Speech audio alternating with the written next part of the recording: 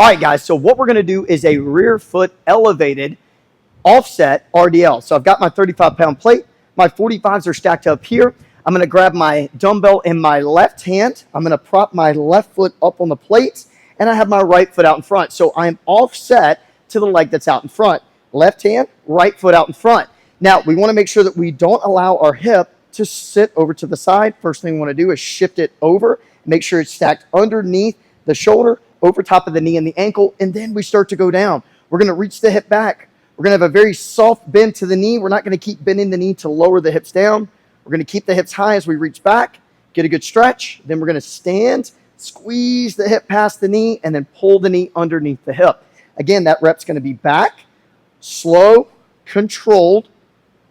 Then I'm going to come up, squeeze the hip over the knee, pull the knee back underneath the hip.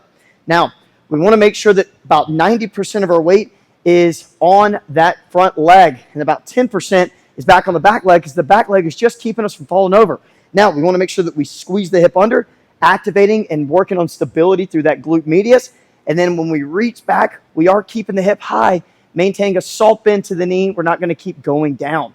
So make sure that we choose a weight that we can maintain control, and also choose a weight that we can either go for high reps or go heavy and go for low reps, but ultimately we want to make sure that we keep that control and maintain that 90-10 split. These are rear foot elevated offset RDLs.